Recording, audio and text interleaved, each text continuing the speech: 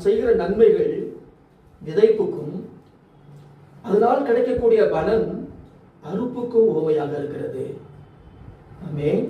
நாம் செய்கிற கிரியைகள் எதற்கு உவமையாக இருக்கிறது? விதைப்புக்கும். அதனால் கிடைக்கக்கூடிய பலன் அறுப்புக்கும் எப்படி இருக்கிறது? உவமையாக இருக்கிறது. மனிதன் எதை விதைக்கிறானோ அதையே அறுப்பான் என்று 7ஆம் வசனத்தில் பார்க்கிறோம். ஸ்தோத்திரம். அப்ப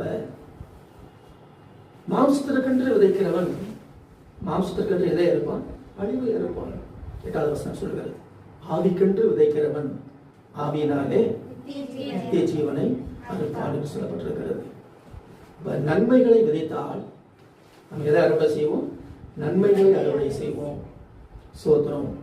அப்ப ஆவிக்கேற்ற கிரியைகள் நம்மை நித்திய ஜீவனை சுதந்திரிக்க செய்கிறது.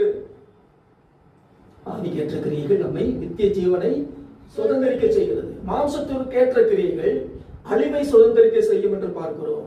அன்பானவர்களே, அப்ப நம்ம என்ன செய்யணும்? ஆவிக்கேற்ற கிரியைகளை செய்யணும், நன்மைகளை செய்யணும்.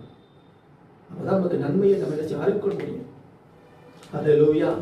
ஆமா. அவர்கள் விதைப்பும் அறுப்பும் என்கிற ஒரு பிரமாணத்தை ஆண்டவர் ஆதியிலேயே உண்டாக்கி வச்சிட்டார். நேரத்தில் எழுதப்பட்டிருக்கிறது பாருங்கள், பூமியில் உள்ள நாளளவும் விதைப்பும் அறுப்பும் என்ன செய்வதில்லை? ஒளிந்து போவதில்லை. ஆதியாகமம் 8ஆவது அதிகாரம் 22ஆவது வசனம். பூமி உள்ள நாளளவும் விதைப்பும் அறுப்பும் சீதளமும், அதாவது குளிர்ச்சியும் உஷ்ணமும், கோடை காலமும் மாரி காலமும் பகலும் இரவும் ஒளிவதில்லை என்று உள்ளத்தில் சொன்னார். ஆமென். விதைப்பும் அறுப்பும் தான் ஆண்டவருக்கு ஒரு பிரமாணம். இது பூமி உள்ள நாளளவும் என்ன செய்வதில்லை? ஒளிந்து போவதில்லை. நன்மை செய்வது என்பது என்னது? விதைப்பு.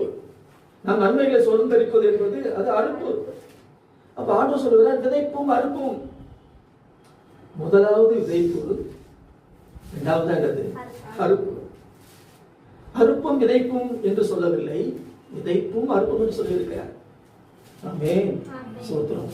விதைக்காமல் நாம் அறுக்க முடியாது. விதைக்காமல் அறுக்க முடியாது. சோத்திரம். விதைப்பு கண்ணீர் என்றால் அறுவடை கம்பீரம். ஆமென். விதைப்பு கண்ணீர் என்றால் அறுவடை என்னது? கம்பீரம். கண்ணீரோடு விதைக்கிறவர்கள் கம்பீரத்தோடு என்ன செய்வார்கள்? அறுப்பார்கள் என்று சங்கீதம் 126ஆம் சங்கீதத்தில் 5ஆவது வசனத்தில் வாசிக்கிறோம். அப்ப விதைப்பும் அறுப்பும் தான்